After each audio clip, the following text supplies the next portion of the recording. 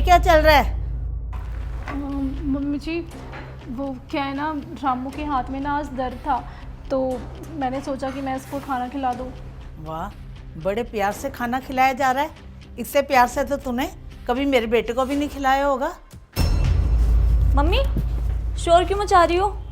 अरे देख, बड़े प्यार से रामू को खाना खिला रही थी ये। इससे प्यार से तो कभी तेरे भाई को भी नहीं खिलाया होगा। अच्छा, नौकर को खाना खिला रही थी। देखा मम्मी, मैं कहती थी ना आपसे कि भाभी एक नंबर की कैरेक्टरलेस है, लेकिन आप तो मेरी बात मानती नहीं थी। आपको लगता है मैं इनसे चिढ़ती हूँ। एक बात बताओ मम्मी, किससे चिढ़ा जाता है? जो हमारे लेवल का हो।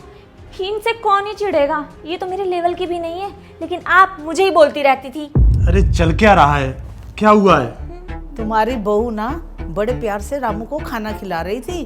कभी तुम्हारे बेटे को भी नहीं खिलाया होगा ऐसे। पापा बड़ी तरफदारी करते थे ना अपनी बहू की। देखो तो, नौकर को खाना खिला रही हैं। अब कुछ पता नहीं है, आज इस नौकर को खिला रही है, कल कोई दूसरा नौकर आया तो उसे खिलाने लगेंगी। हमारे घर की कोई इज्जत है या नहीं है कि बहू ऐसे नौकर को खाना खिला रही हैं? करते थे ना आप दोनों सेवा, करो अब सेवा। शालिनी एक मिनट, मुझे पहले पूछने दो। बहू क्या हुआ है, मुझे साफ साफ बताओ। देखो, डरने की जरूरत नहीं है तुम्हें। पापा जी, रामू कोई नौकर नहीं है, ये मेरा सगा भाई है। क्या भाई? लेकिन तुम्हारा तो कोई भाई नहीं था और शादी में भी नहीं था। पापा जी, मैंने आपसे झूठ बोला था। वो क्या है ना, 10 साल पहले ना इसको जेल हो गई थी और घर वालों ने ना इसे घर से निकाल दिया था। इससे कोई भी रिश्ता नहीं रखा था और ना ही इसको मेरी शादी में बुलाया गया था। पापा जी, कुछ दिन के बाद रामू मुझे बाहर सेक्टर में मिला था।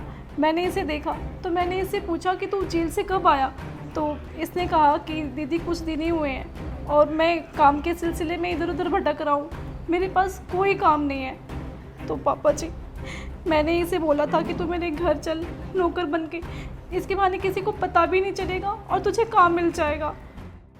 अरे बस कर पापा, ये एक नंबर की नौटंकी है, नौटंकी।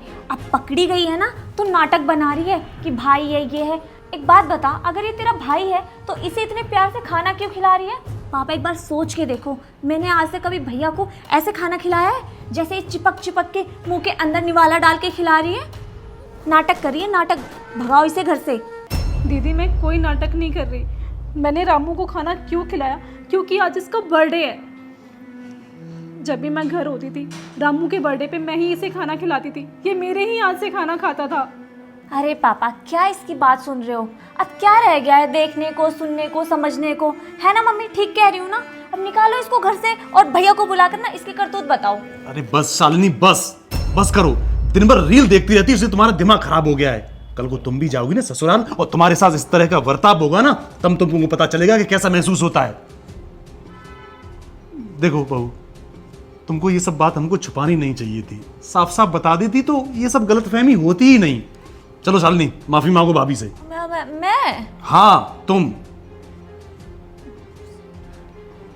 सॉरी भाभी, मुझसे गलती हो गई, लेकिन सच्चाई बता देती तो मैं इतना बोलती ही नहीं।